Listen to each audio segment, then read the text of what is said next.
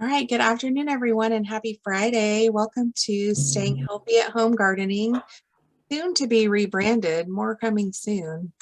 We just were talking about how this name made a lot of sense when we first started this program at the beginning of the pandemic, but we need to change the name. So that will be coming before our weekly classes start up.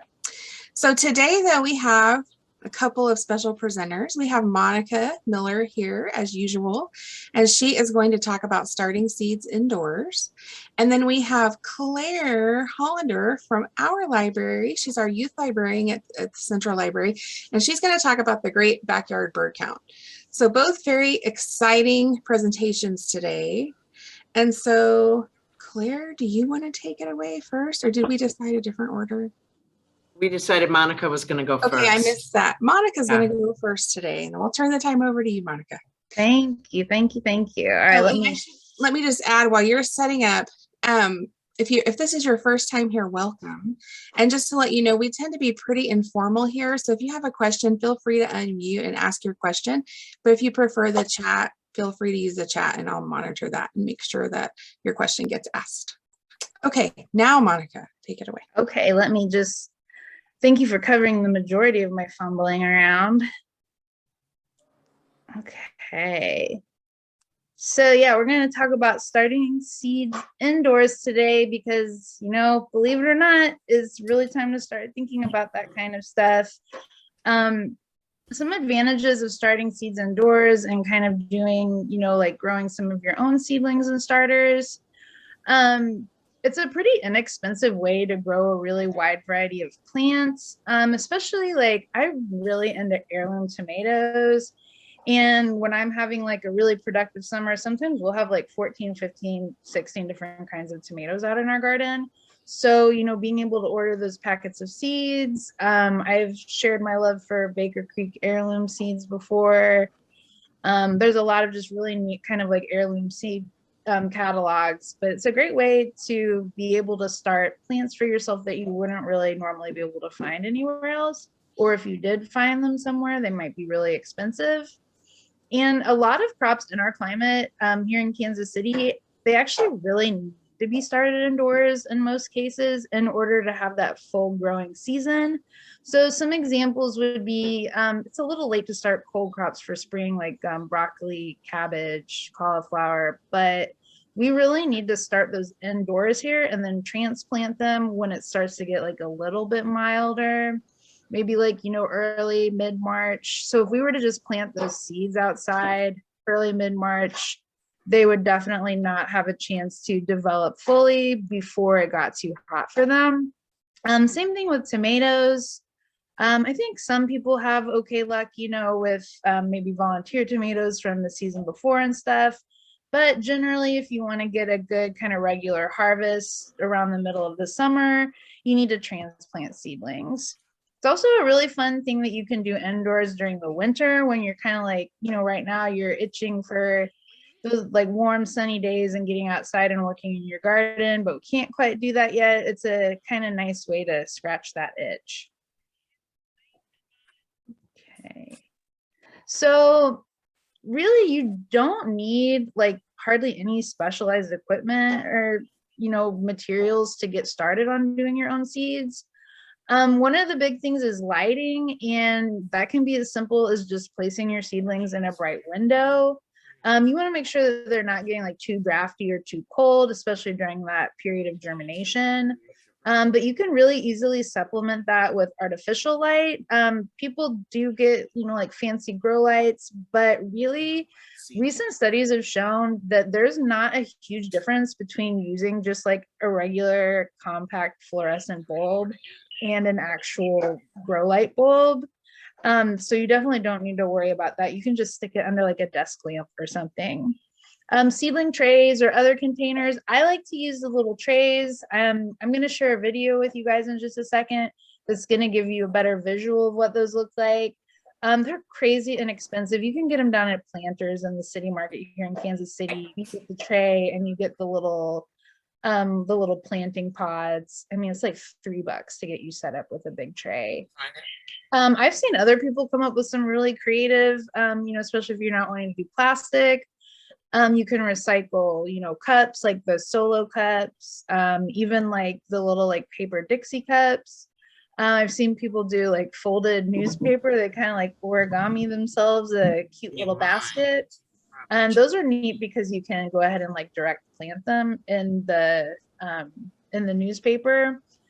All you really need to make sure is that there's adequate drainage. Where you I are? do Does somebody have a question? Oh, unless you have a question, can we go ahead and mute? I think there's just some background noise happening. I may just go ahead and mute everyone that's not muted except for Monica. Jenny, Okay. this is Amy. I did have a quick question. You mentioned about heirloom tomatoes, a brand that you liked. Yeah. So Amy, you're in Kansas City, aren't you? Or no? Yes, I live in Kansas City. Actually, right now I'm in Colorado. It's beautiful, but yeah, I live in Oh man, that sounds great.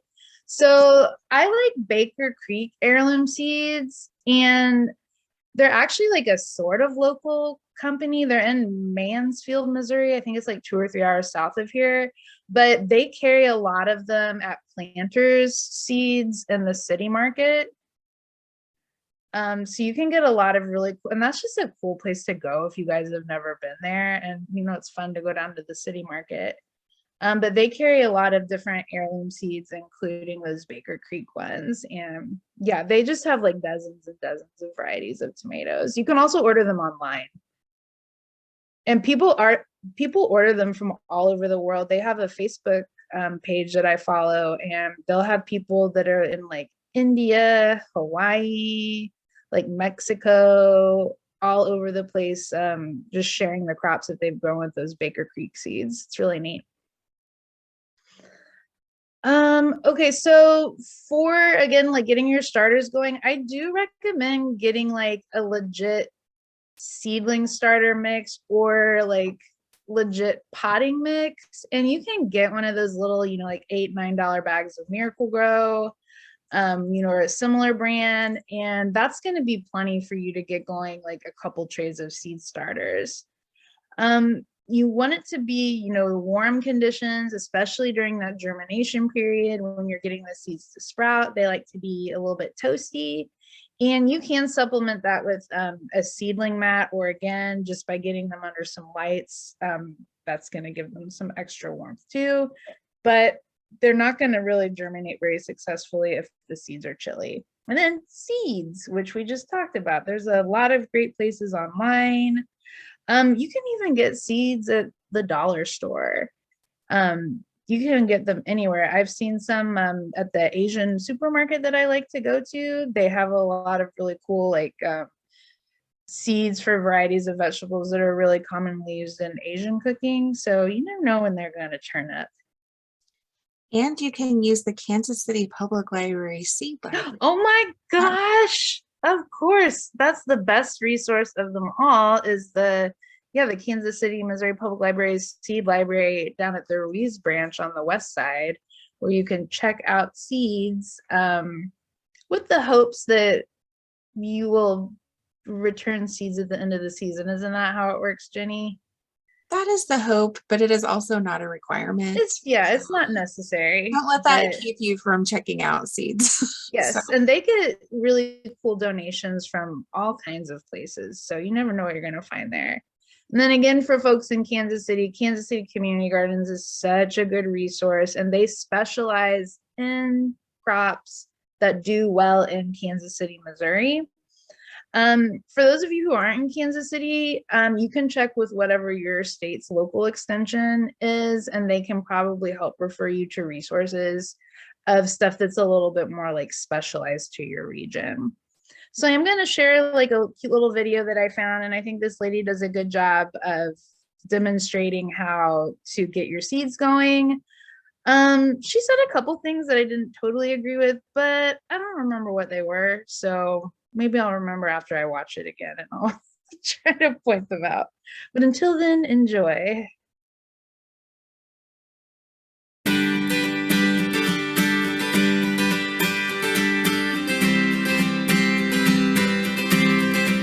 Hello, my name is Eloisa. Welcome to my garden. Today we're going to talk about starting seeds indoors. The benefit of starting seeds indoors is that when the temperatures are too cold outside, you can go ahead and get a jump start on growing your plants. Some of the key things that you're going to need in order to get started are flats to plant your seeds in. You can also use peat pots, which are also available at southern states, along with your soil. Any type of potting mix works great. The first thing you're going to want to do is fill your tray with soil.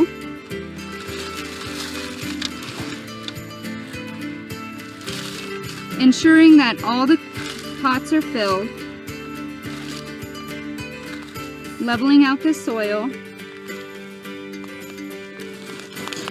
Shaking off the excess. And making sure that you tamp it down to get all the air bubbles out of the soil to start watering. In the next step, when you start watering, the soil is going to be fluffy and dry. You're going to want to make sure that when you water,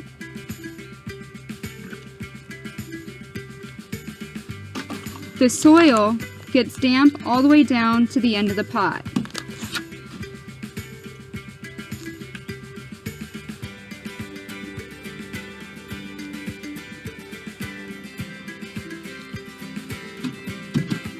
So as you noticed with the fluffy soil, it's still dry at the bottom of the pot, so you're going to want to water it again.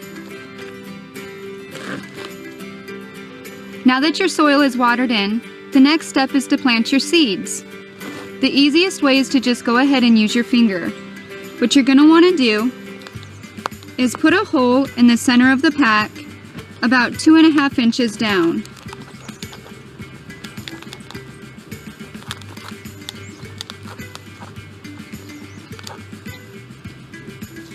Then you'll want to get your seeds. Today we're going to be planting squash. When you're planting your seeds, you're going to want to put 2 seeds in each pack, just in case one of the seeds doesn't germinate.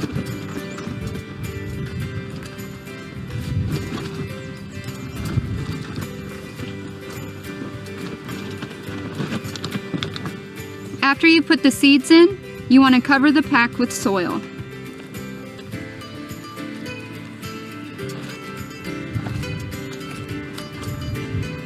And go ahead and water the seeds in.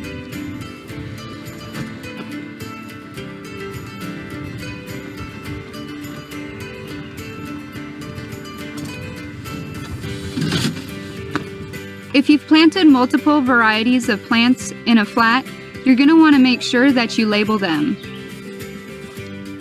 As your plants start to grow, it's going to be hard to differentiate which plants are which. Now that you have your plants labeled, you're going to want to choose a nice, bright lit spot in your house that's protected. You want to ensure that your soil stays warm and moist in order for your seeds to germinate. Squash normally germinates in 10 to 14 days. As your seeds start to germinate, you're going to start to notice that they look like this. The key thing to remember is to keep the soil moist but not saturated. The roots are very small, so it's easy for them to get overwatered and it'll cause root rot. As your plants begin to grow, you'll start to notice the true leaves coming out. At this point, you can set the plant outside on a sunny day for 1 to 2 hours, making sure you bring it inside at night. Once your plant has reached this size, the roots have encompassed the soil, and the danger of frost has passed, you're now ready to plant outside. Now that we've gotten a jump start on growing our plants, you'll be growing a great garden in no time. Be sure to contact your local southern states if you have any questions about your gardening needs. Oh boy. Hold on.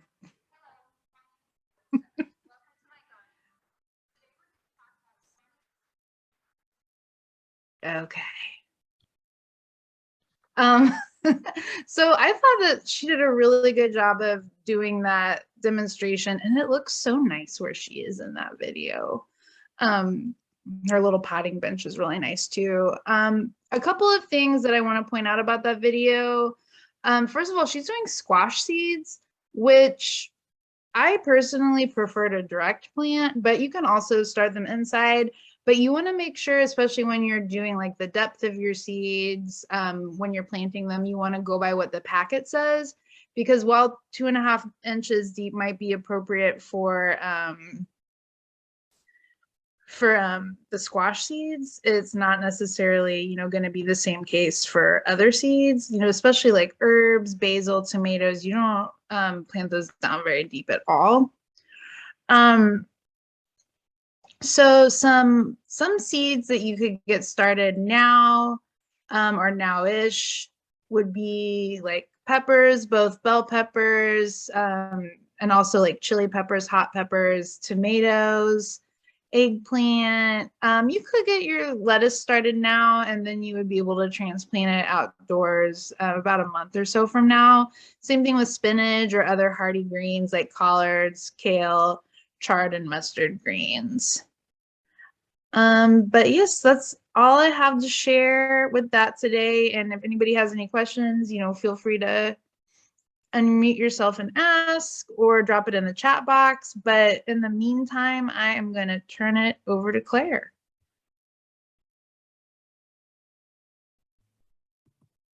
All right. Thank you, Monica. I'm getting excited to get my garden going again. But Jenny, you're right. Today is a perfect example of sit inside, drink a cup of coffee, and look through a seed catalog and get ready for it. All right. So I'm Claire Hollander, and I have been asked to talk a little bit about the, oh, Jenny, I almost pressed leave instead of share screen.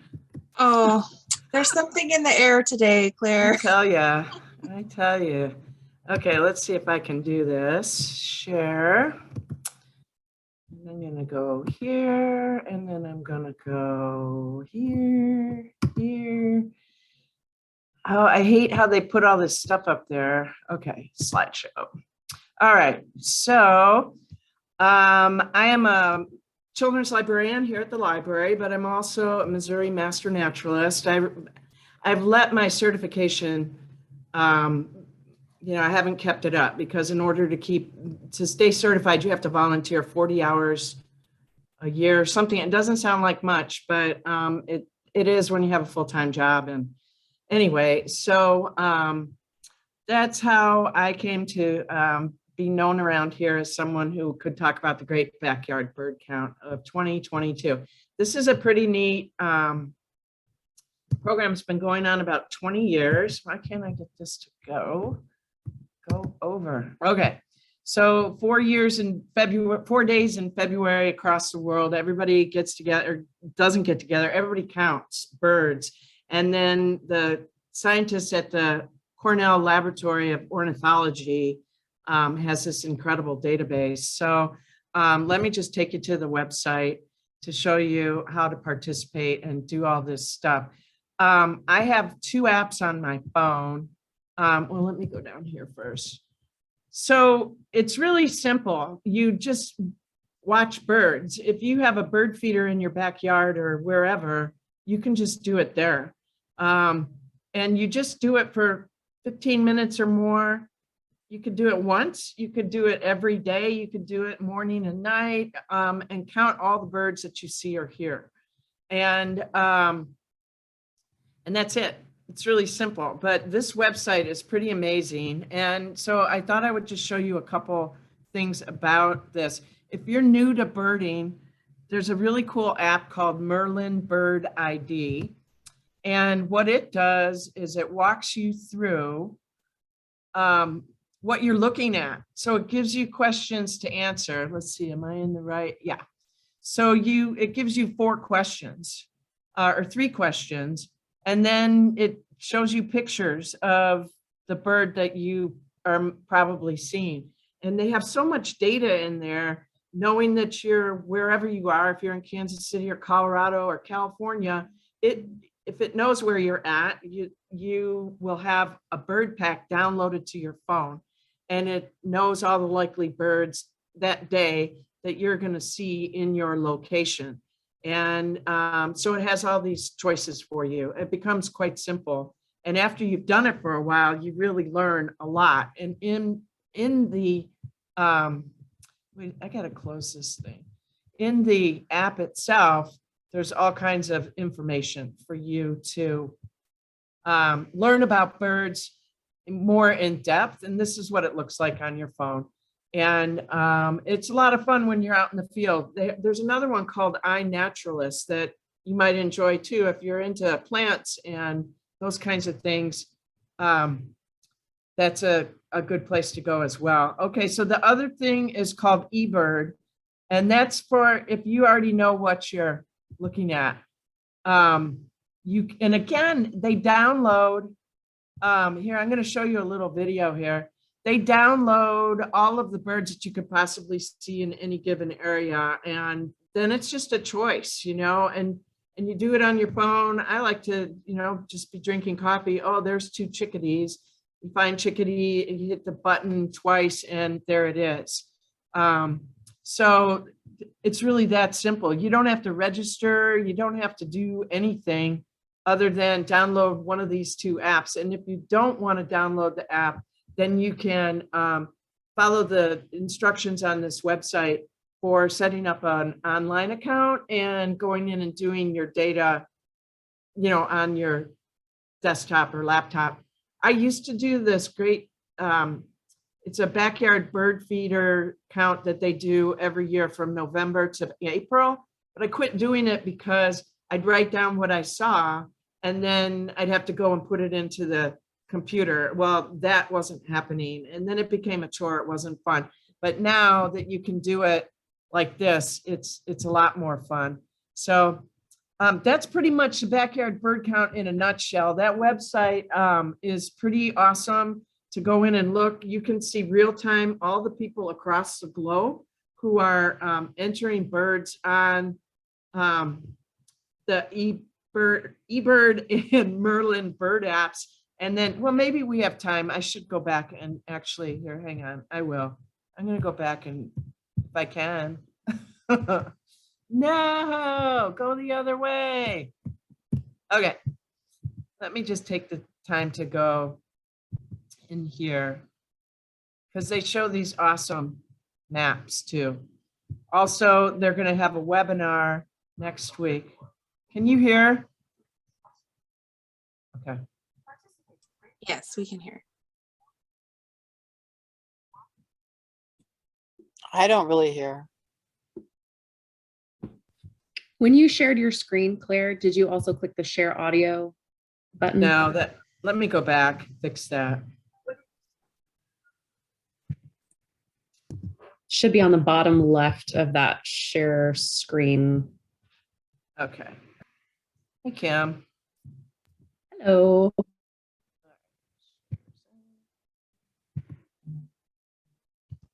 All right. Weekend. We want to Hang on, share I'll in start your over. joy of It's just a minute long. watching birds and connecting to It's not letting me start over. nature. Count the birds you see for as little as 15 Just drag the red minutes dot. on one Will it of let you do that? Oh, the 4 days. Thanks for your Birds are patience. everywhere, all the time, doing fascinating things. Participate in the Great Backyard Bird Count for 4 days in February to watch, learn about, count, and celebrate birds. People from around the world spend these 4 days in their favorite places, connecting to the birds around their homes and in their community. Whether you see one bird or hundreds over the weekend, we want to share in your joy of watching birds and connecting to nature. Count the birds you see for as little as 15 minutes on one of the 4 days. Then, submit your bird list to be part of a global movement to better understand how bird populations are doing. Your participation matters. Il est important que vous participiez. Tu participación importa. Your participation connects you to the beauty that lives around you while helping scientists better monitor and protect birds around the world. Work with the Cornell Lab of Ornithology, National Audubon Society, and Birds Canada in the annual Great Backyard Bird Count. We look forward to spending this fun, special event with you. Join us! Únete a nosotros. Soyez des nôtres.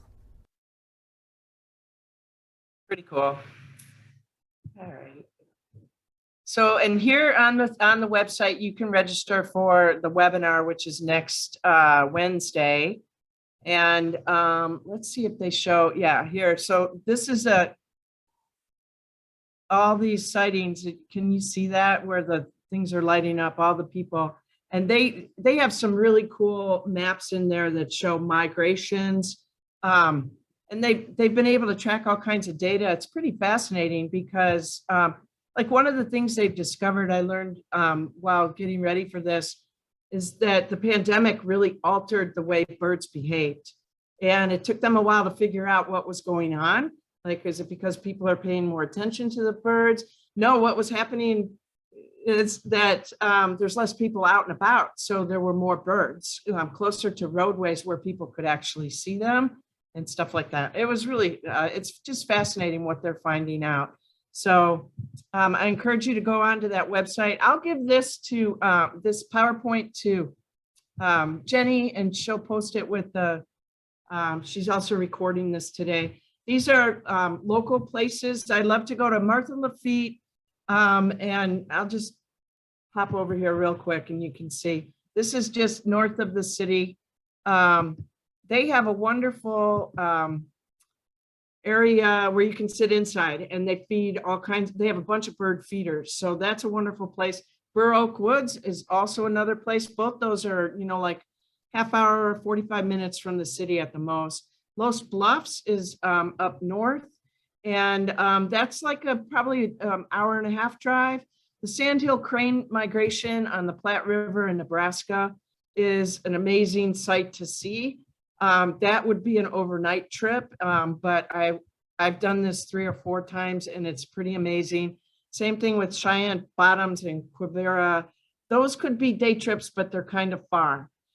This is Los Bluffs, and I was there at Thanksgiving. I thought I'd share just a couple minutes of this video, not even that long, but I wanted to show you what it looks like when you're just walking, you're driving around this large wildlife refuge.